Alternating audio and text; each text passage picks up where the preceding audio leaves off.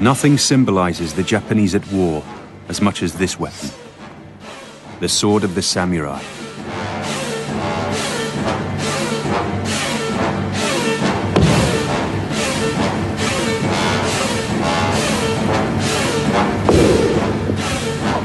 It is the ultimate cutting weapon. It is designed to cut. It's a terrible weapon, and it will cut. What the Colt 45 is to America, the samurai sword is to Japan, the stuff of national myth. The Japanese sword is perfectly capable of cutting through iron plates or even other sword blades without becoming damaged. But it is revered for more than just its pitiless beauty and deadly precision. The sword was a weapon that represented the samurai himself. The great shogun, Tokugawa Ieyasu, referred to the sword as the soul of the samurai. For this is the weapon that saved Japan from one of the most warlike empires in history, the Mongols. It seemed nothing could stop them, until in the Battle of Hakata Bay, they met the samurai armed with his sword.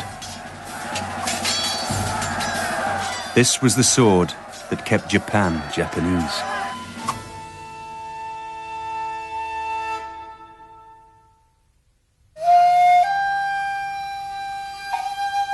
Before gunpowder, wars were fought with swords. But of all the thousands that have existed in history, only one remains as potent today as it did 1,000 years ago. The Japanese sword of the samurai.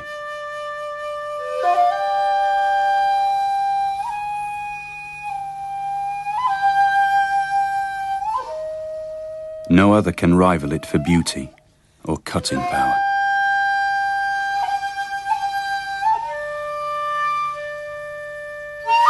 For 1,000 years, swordsmen have agreed that where the cut is concerned, the best weapon is this, the Japanese sword.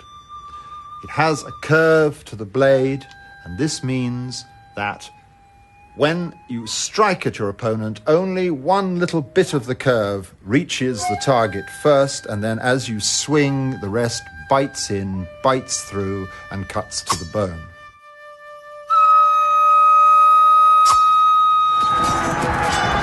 On the Eastern Mediterranean, there were European crusaders who were fighting with a weapon like this. As you can see, it is straight-bladed, as most were, but this was basically a thrusting weapon. You actually pushed that and hoped that you pushed with enough strength to get the point into the chainmail, which was what the Europeans were used to facing when they were fighting each other. If you struck a blow with it, it's quite heavy, and although it had a sharp edge, the edge would probably not have cut much because, again, it doesn't have the curve to it. So the whole blade is landing at the same time. If you struck a blow with that, you stunned your opponent more than cut him. But the Japanese sword has another claim to uniqueness. Sword blades can be either razor sharp or they can be resilient. The Japanese sword was both. The whole blade itself is quite rigid. The edge is extremely hard, and one would expect it to be, in the Western sense, one would expect it therefore to be brittle. But the Japanese sword is composed of this very sophisticated laminate of a mixture of steel, so that a hard edge can be regained, which will not chip in combat. All the other weapons of the time were purely offensive. You defended yourself not with the weapon, but with a shield, or you hoped that your helmet was strong enough and ducked. This blade always was heavy enough to knock aside an opponent's blade, to make what fencers call a beat, or indeed to make a parry. And that at the time made it unique.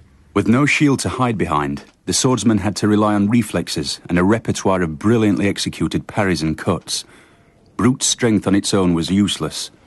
These exercises were practiced endlessly against an imaginary opponent.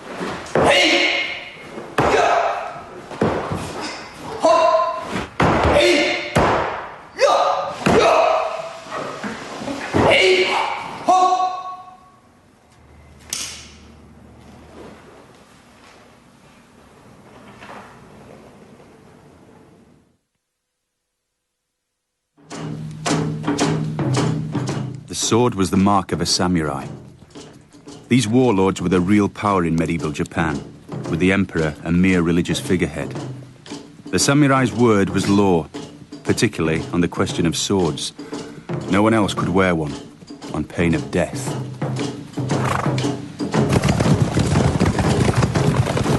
The badge of the samurai, the mark of the samurai, was the possession of a sword and the right to wear one. So the person with the sword through his belt was a member of an elite. It was the symbol of his authority. It was the weapon with which he had been trained. It was the weapon with which he would defend his life and, if necessarily, end it in another. In the hands of a samurai, the sword had only one purpose: to kill rivals. Duels between samurai were governed by an elaborate etiquette.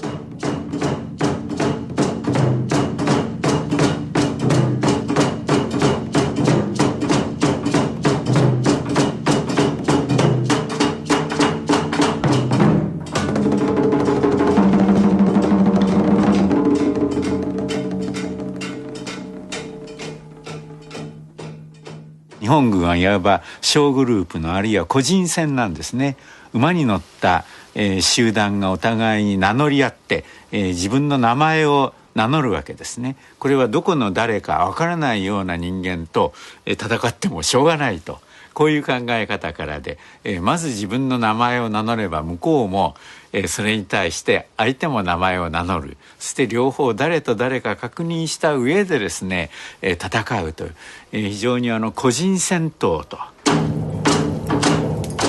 The secret of the Japanese sword lies in the extraordinary way in which it is made. To this day, sword makers continue to forge them in a complex process that dates back 1,000 years and yet remains one of the most sophisticated ever devised. The origins are Chinese, but it took the Japanese to perfect a technique that solved the dilemma at the heart of all sword making: how to combine a hard, sharp cutting edge with a blade that will not break in combat.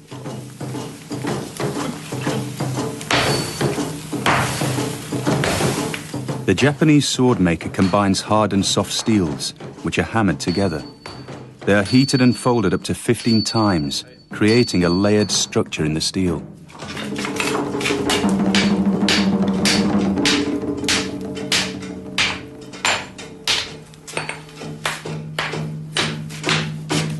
When finished, the sword can have over 30,000 layers.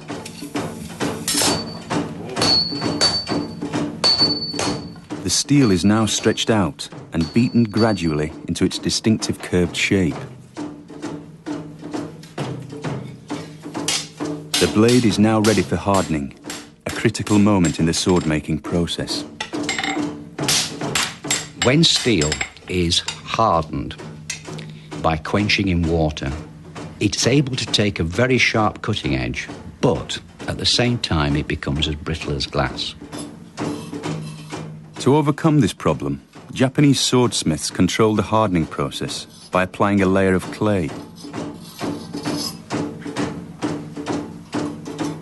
ですから粘土の厚いところは冷え方が遅くなるし、薄いところは温度の下がり方が早くなる。それによって焼きが入ったり入らなかったりして、その波紋ができるわけですからね。The different cooling rates produce varying degrees of hardness within the blade. The Japanese blade, because only the cutting edge is hard and the back of the blade is soft, the soft back reinforces the cutting edge and enables it to be left as hard as it possibly can be. The clay-covered blade is reheated for the last time. This is the climax of the process. Quenching will fix forever this combination of hard and soft within the blade. The sword maker must judge precisely the right moment to remove the hot steel from the furnace. According to tradition, he waits until the metal is the color of the August moon.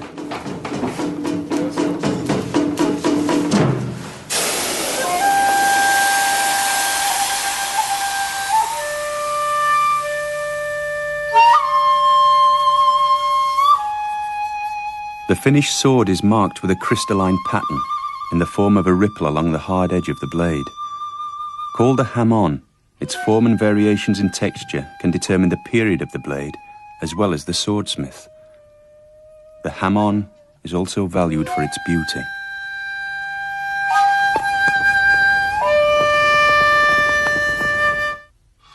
The sword was now ready for the terrible purpose for which it had been designed, the settling of scores between rival samurai warlords. But against a foreign enemy, the sword was untried. All that changed when, in the late 13th century, Japan faced the most feared army in the world, the Mongol hordes.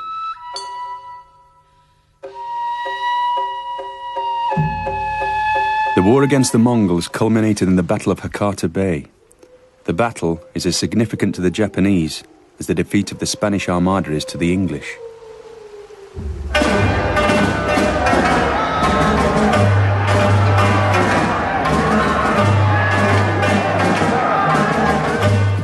Known as the Devil's Horsemen, the Mongol army exploded from their homelands in Central Asia and created the largest empire since the Romans. Their style of warfare was very different from the samurais. The Mongol weapon was the bow, and most people didn't get close enough to a Mongol army to find out whether they were going to be very good with their swords or not, because they were shot before they got there. In 1274, a force of 40,000 Mongols crossed the sea from Korea, bound for Hakata Bay. The Japanese warriors had no idea what was about to hit them. The Japanese, hearing of the arrival of Mongols, of course, galloped to meet them as soon as they could and were intent on singling out a suitable opponent, and preferably someone of high rank.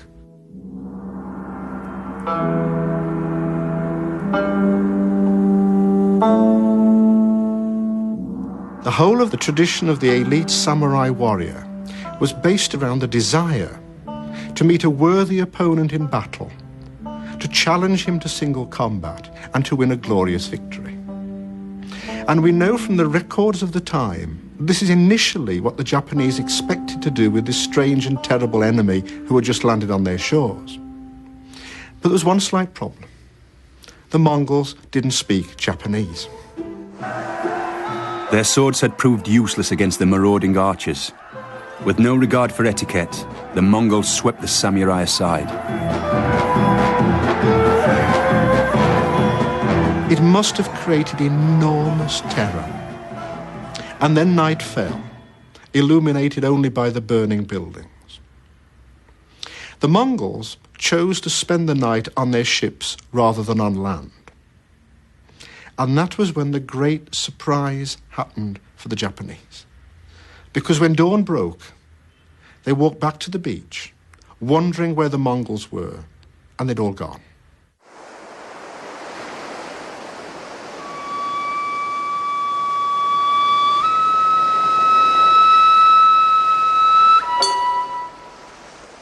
It was normal Mongol practice prior to invading a new part of the world to send some kind of reconnaissance in force before mounting a full invasion. It's possible to see this first invasion of Japan as some kind of reconnaissance expedition. The Japanese gave thanks for what they saw as divine intervention.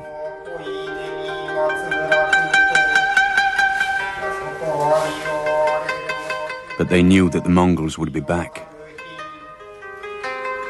The samurai would keep faith with their swords, but a new way of fighting was needed.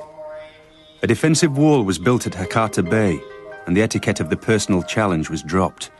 Next time, there would be no place for manners. The result was inevitable. In 1281, the Mongols launched a second invasion fleet, even larger than the first. They expected little resistance.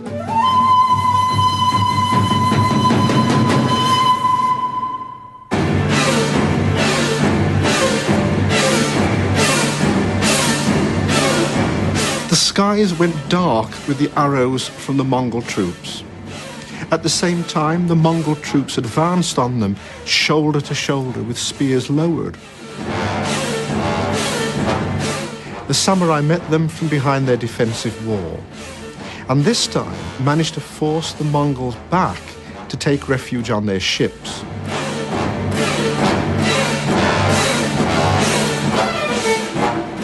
Because the line held and the Mongols weren't able to force their way inland, the Japanese then were able to take the fight to the Mongol ships themselves. This time, the Japanese would fight the battle that most suited their swords. Not on the open beaches, where the Mongol archers could hold them off at a distance, but on the confined space of the ship's decks. It was a masterstroke. The Japanese would go in small boats of perhaps 12 or 15 people in a boat and launch night raids on the Mongol ships lying at anchor.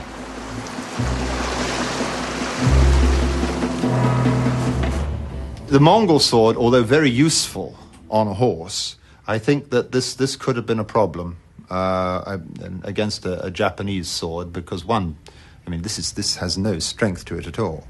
And it's is not designed for meeting the opponent's blade.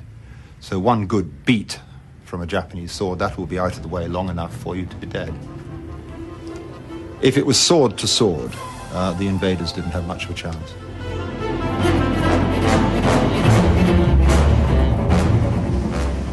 These tactics kept the Mongols on their ships for 4 weeks, unable to establish a beachhead. The Mongol hordes had been halted, but the coup de grace would be delivered not by the Japanese sword, but by the volatile Japanese climate.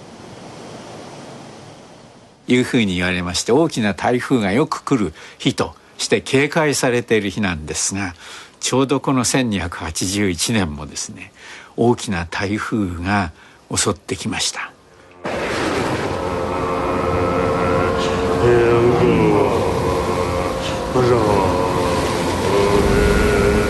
The Mongols could not land. The Mongols could not find a friendly harbour. The Mongols had to sit there and experience the wind and the waves and the ships smashing against each other. Some sources speak of casualties approaching 90% in some of the contingents of the Korean or Mongol armies.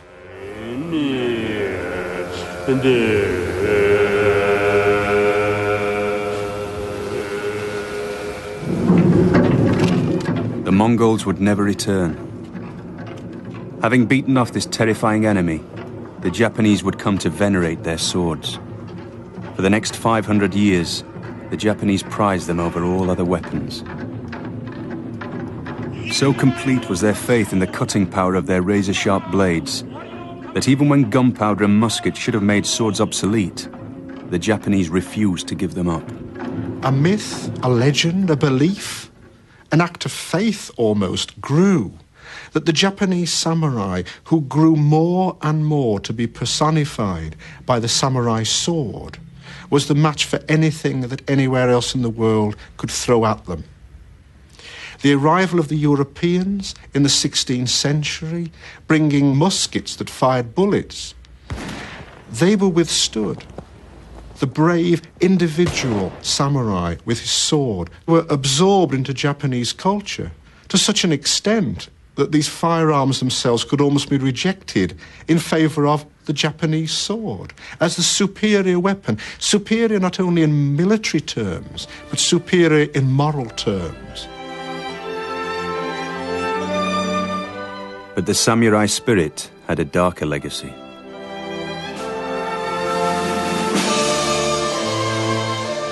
During the Second World War, the Japanese sword became infamous, identified forever with atrocities committed against Allied prisoners of war.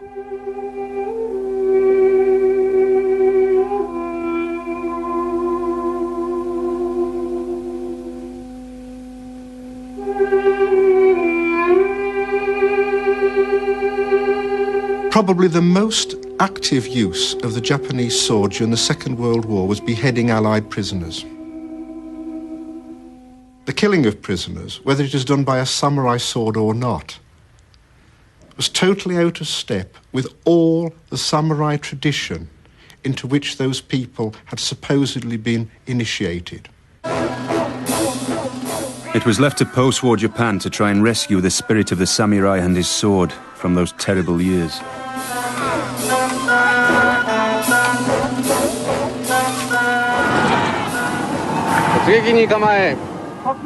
For the great film director, Akira Kurosawa, they are as potent a part of Japanese myth as cowboy films are to America.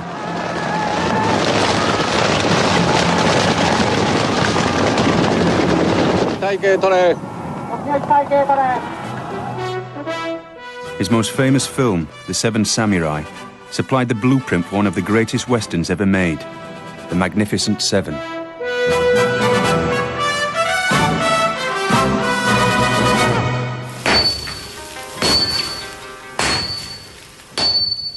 The samurai sword may no longer be used in anger, but it lives on as a collectible work of craftsmanship and for use in the martial arts.